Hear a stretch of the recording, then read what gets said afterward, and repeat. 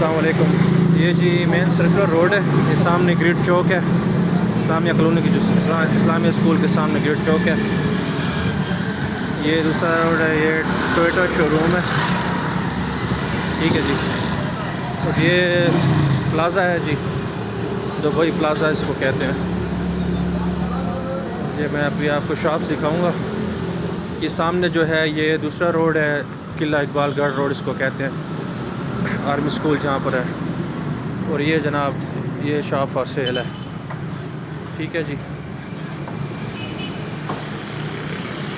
एक ये शॉप है और दूसरी ये शॉप है, शॉप नंबर 3031।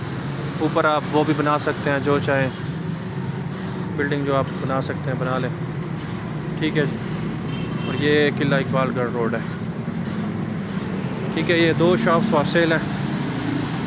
ये जी आपका सर्कुलर रोड है,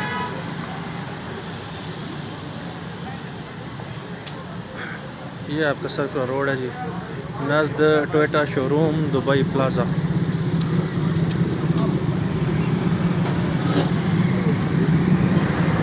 ठीक है जी।